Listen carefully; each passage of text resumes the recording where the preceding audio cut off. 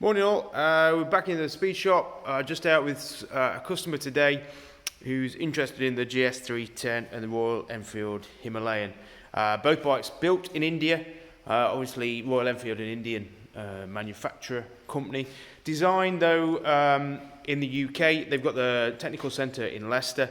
They bought Harris Engineering, which are sort of a famous frame builder of race bikes. I think they built them maybe 6 years ago, but it was Harris who helped build or set up the 535 Enfield of about 8 years ago. So that was the first involvement, and then Harris worked on the Himalayan frame.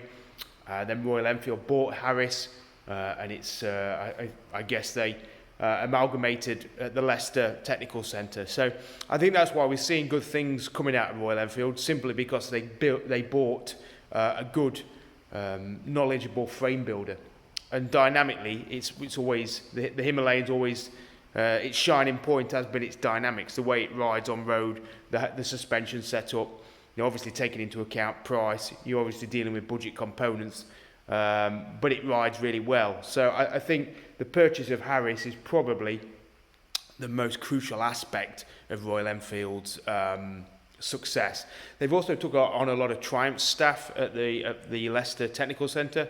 It's a big old building. There's got to be 150 members of staff there. I have had a little tour of it and seen what they're up to, and it's it's no wonder they're doing so well. They've got some good engineers, and they're mated to good cheap mass production in India, I guess. So we're going to take the Enfield out. Obviously, I've talked about that one enough, and he's obviously interested to try it against the 310 GS.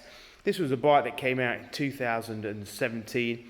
I think BMW themselves admitted that this wasn't necessarily a bike for the Western market. It was more to try and tap into that emerging developing markets such as Asia, India, South America maybe. But so anywhere where the established brands haven't got as big a foothold, anywhere where there's not easy access to GS1200s and things like that, the 310 was seen as the bike that was going to sort of push them into those new markets. As a result, I think it's slightly compromised as a product, and that's always been my slight frustration with it. BMW are clearly capable of building some brilliant bikes. I really love the GS12, the liquid cooled one that I owned back in 2015 to 18. I thought it was a fantastic all-round bike. Probably for me the best bike I've ever ridden as an all-rounder. And so you have great expectations for anything with a BMW GS badge. I mean, the F650 was pretty good, the F800 GS was pretty good, or really good, really, the 800. And then you got the G650s and the 450X, the cross-country bikes, which were all really strong bikes, some of which didn't sell very well, but they were good bikes. And so the 310, I guess, came with the weight of expectation that it was going to be really good. And I guess ultimately, it's not built in the mould of a BMW of old, really. Single cylinder, 313cc, 34 brake horsepower. It performs okay. Not got a lot of mid-range. It doesn't perform like a typical single cylinder thumper. Does like to rev. It's not as torquey as maybe the Himalayan, and that's why I generally prefer the Himalayan. The Himalayan's got a lovely chug factor, low speed, low RPM. It'll just pull through mud really nicely. Really measurable on the throttle, difficult to stall.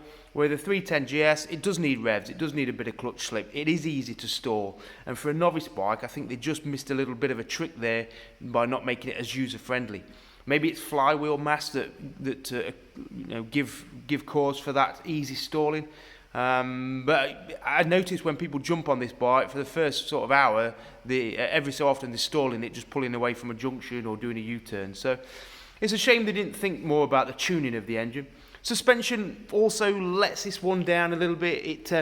It'll wear a Himalayan or 310 or 390 KTM or ride really smoothly over rough roads, knobbly roads, choppy roads.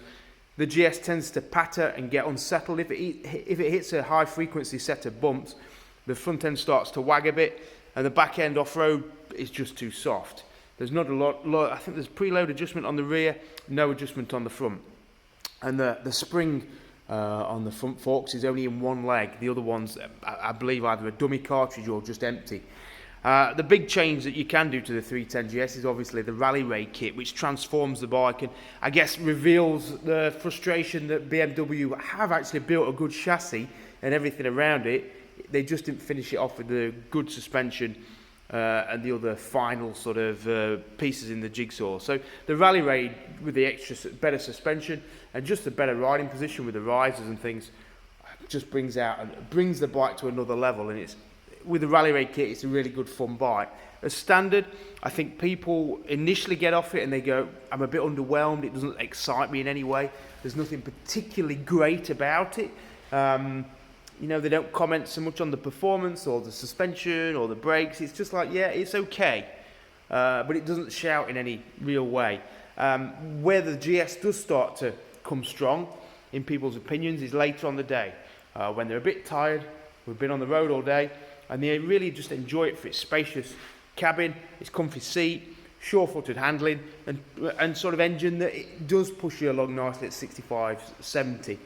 And so I think the GS isn't the bike to shine initially, but for maybe a long distance hauler bike where you just want a bike that blends into the background, does its job, doesn't shout and scream like the 390 does, then the GS has got a lot of merit. I know the guys at Rally Raid, they've got a test bike that they've had the kit on for a few years now, and they've let everyone ride it and rag it, and it's been used and abused, and it's still standing up to that abuse. So I think it's a perfectly well built bike. I think engineering wise it will last, or it should last. It's just whether it excites you enough on the road. So that chap is going to come down and ride that back to back with the Himalayan, and we'll see what he finds really. A bit like the CRF and the Himalayan, they've both got merits. They both impress in different ways. I think again ultimately the price of the Himalayan at 4,200, you get off it and think, wow, that's a bloody good bike for 4,200. The GS310 at 5,700 brand new, I think that's where it's struggling. I think the price point is a bit too high. As I say, if you go on a test ride, I think you're going to be frustrated by the stalling issue, and I don't think the GS shines in that short test ride period. And I think that's probably what's holding it back. As a result, there are lots of cheap ones on the second-hand market. You know, £3,500 will get you a really nice low miler. Why buy a brand new one when you can get one a year old, 18 months old for £3,500, £2,000 below list? So, yeah, interesting bikes.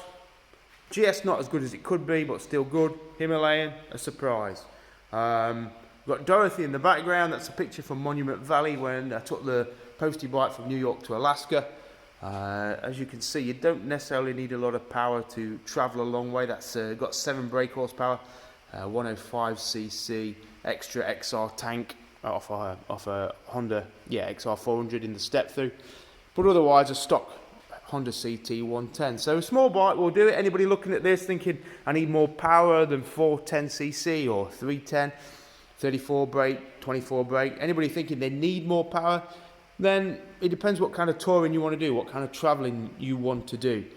If you're travelling solo, you're not in a particular time rush, and you don't mind that sort of gentler pace, these bikes are perfectly adequate, perfectly fine, and in some ways better for it. I know going across America on the Himalayan, when we hit a night stop and we stay in a hotel somewhere, I'd go off and find some lanes and do some dirt riding. The other guys, maybe on the Africa Twins and the CB500Xs, I think the weight of the bikes and the fear of dropping them and getting into trouble put them off exploring a little bit of the lanes that I would do. So swings and roundabouts really. It just a different engine size just means you've got to look at your trip from a different point of view and look at not necessarily what you suffer in a lack of performance, but what you gain from manageability. I mean, the GS310 is beautifully light to get off the stand. 167 kilos. It feels less than that. It feels a little bit heavier than the KTM 390, but a lot less than that Sinis T380 and less than the Royal Enfield Himalayan. So, you know, an average person would be able to take a 310 GS far more places than they would a 1200 GS or an F800. And that's the beauty of these bikes, the accessibility of terrain that you wouldn't otherwise tackle. So there we go. Hopefully the rain will stop, get the coffee machine on, and away we go. All right, take it easy. Have a good one.